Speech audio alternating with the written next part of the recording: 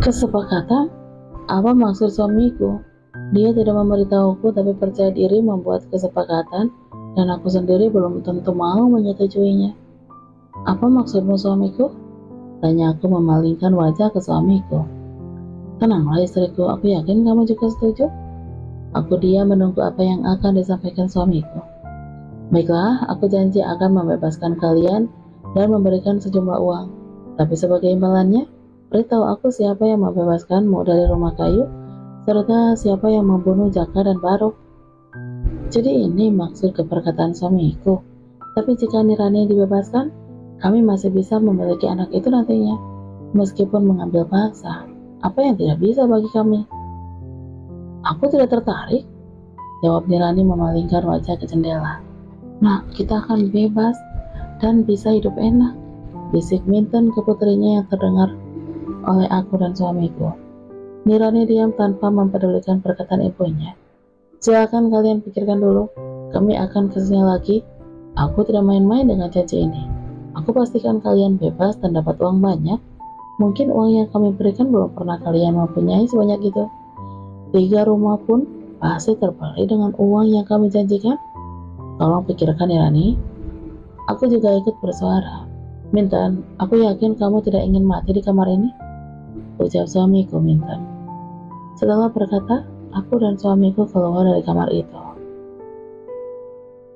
Bob Minten. Nah, coba pikirkan tentang tawaran mereka. Kita bisa bebas, ucapku ke Nirani. Bu, mereka semua itu iblis. Aku tidak yakin mereka menepati janji. Lihat kejahatan mereka. Banyak gadis-gadis yang mati seperti binatang, jawab Nirani memendam kebencian. Kamu lihat kita? Kita terkurung dan entah sampai kapan, suaraku lantang. Setelah kamu melahirkan, kita pasti dibunuh karena kita tetap tutup mulut, sambungku. Mereka pasti mati sebelum itu terjadi, Ibu. Kita cukup bersabar. Aku yakin Keke dan kakaknya pun punya tujuan ke desa ini. Mustahil mereka masuk ke rumah kayu itu tanpa alasan. Mungkin aja mereka mencari saudaranya yang hilang. Kamu yakin mereka bisa membunuh Guntur dan Jumi? Keluarga ini punya banyak orang suruhan. Jaka, suami ibu, dan beberapa anak buah Guntur lainnya mati di tangan Keke. Kenapa ibu masih meragukannya? Nirani masih kekeh tidak menerima tawaran itu. Aku tidak sanggup lama-lama hidup terkurung di kamar ini. Lambat laun kami pasti dibunuh kalau tidak di pihak mereka. Aku akan terus membujuk Nirani. Kalau seandainya Nirani tidak mau buka mulut, aku yang akan memberitahu siapa yang membunuh Jaka dan suamiku, Prof. Guntur. Kamu yakin mereka akan menyetujui kesepakatan ini, suamiku?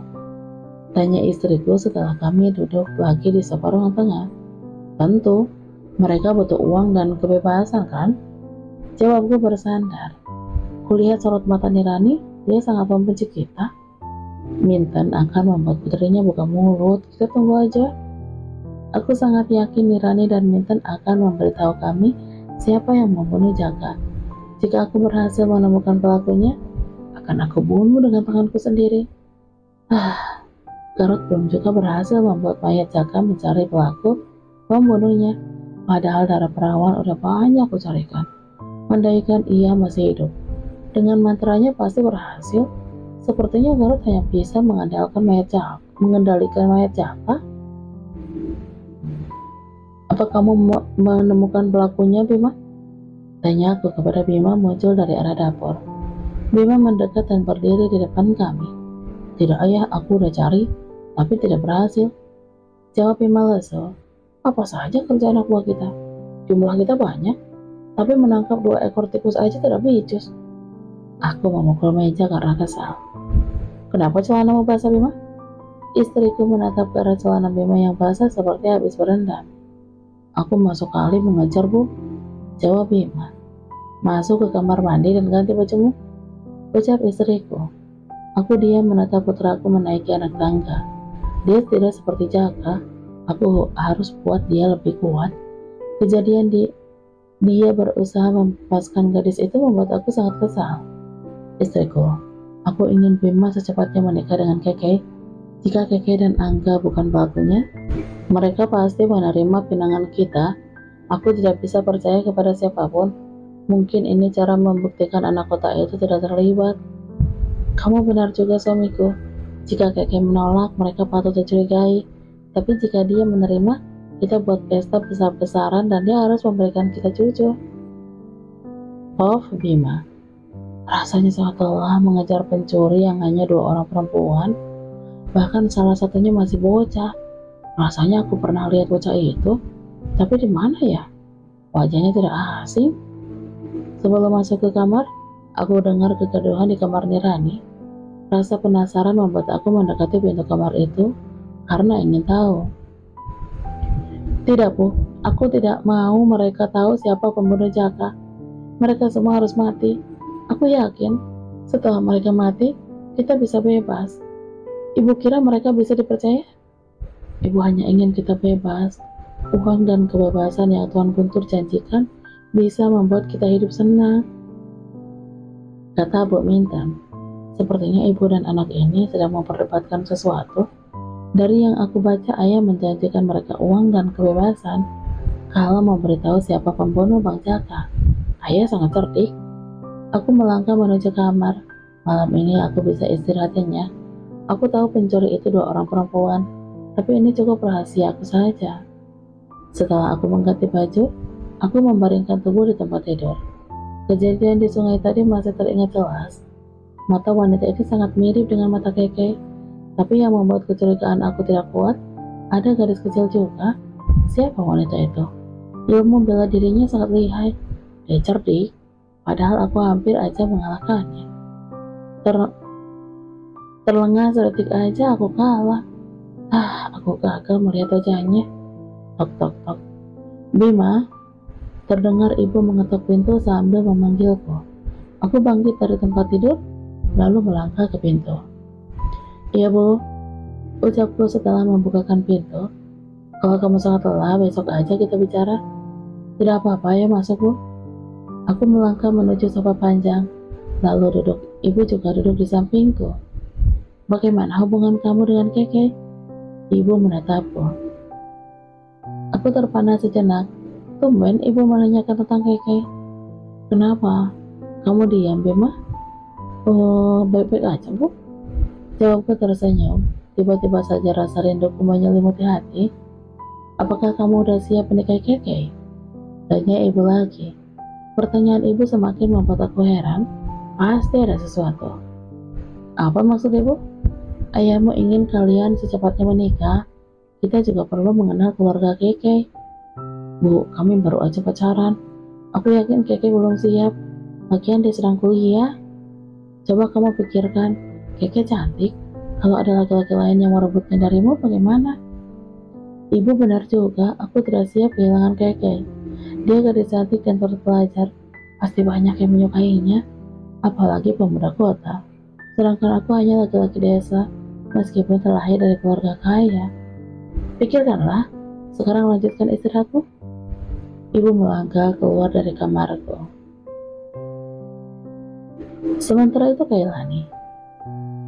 Pagi ini langit sangat cerah. Aku membersihkan halaman rumah sambil menyapa beberapa ibu-ibu yang lewat.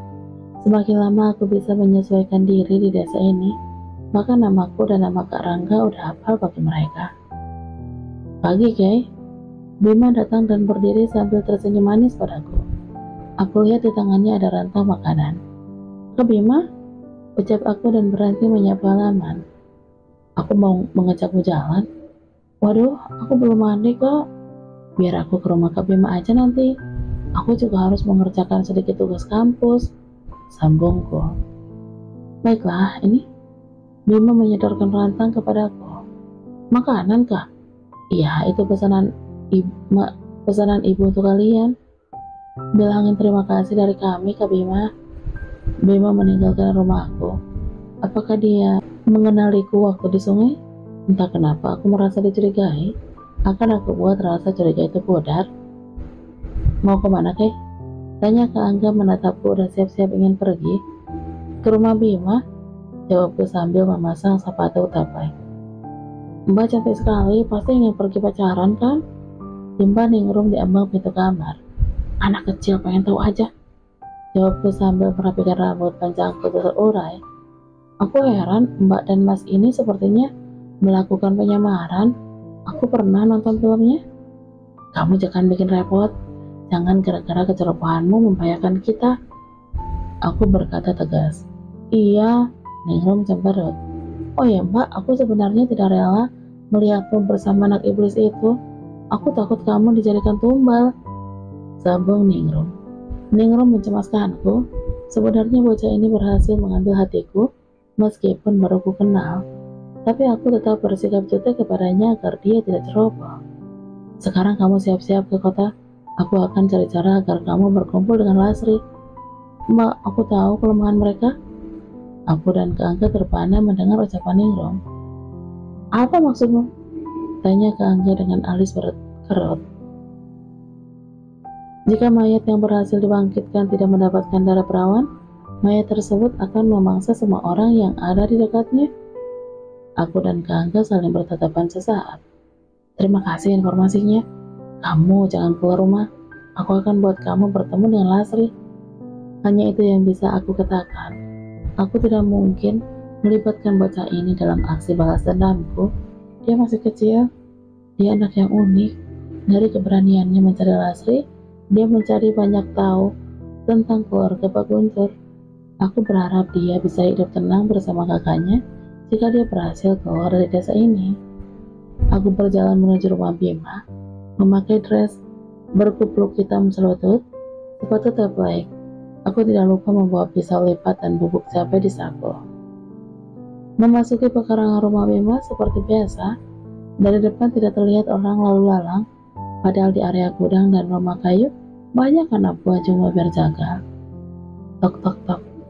Aku mengetuk pintu sambil berdiri menyibakkan rambut panjangku yang disisir angin. Menunggu beberapa saat, pintu dibukakan. Bima berdiri tersenyum menatapku. Cantik, ucap Bima tidak lepas dari menatapku. Apakah aku boleh masuk? Oh tentu Kay, ayo. Bima beranjak dari pintu. Aku diajak duduk di ruang tengah. Tidak terlihat Pak Guntur ataupun Bu Jumi. Sepi, hanya aku dan Bima di sini. Tante mana Kak Bima? Tanya aku basa-basi. Ada di atas, sebentar lagi juga turun. Jawab Bima. Ada apa Kak Bima mencariku tadi pagi? Aku mau ajak kamu jalan-jalan. Tapi sebelumnya aku mau bilang sesuatu. Bima menatapku dalam. Apa? Maukah kamu menikah denganku, Kay? Bima menyodorkan sebuah cincin. Aku terkejut mendengar ucapannya. Aku kira kesini hanya sekedar pura-pura pacaran, tapi Bima melamarku. Kak, aku butuh waktu, ucapku pelan. Tidak masalah, simpan cincin ini. Jika kamu mau memakainya, berarti jawabannya udah siap. Baiklah Kak, jawabku memasukkan cincin itu ke saku. Sebentar, aku bikinin teh hangat dulu. Bima bangkit dari duduknya dan melangkah ke dapur. Aku duduk manis menunggu Bima. Melihat sekitar rumah ini, aku heran, kemana pembantunya dulu? Tidak mungkin mereka tidak sanggup membayar pembantu. Uang emas di ruang bawah tanah membuktikan keluarga ini kaya raya. Ini minumannya.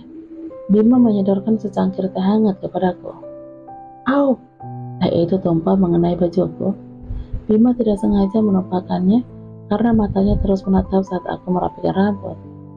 Maaf Kay, aku tidak sengaja.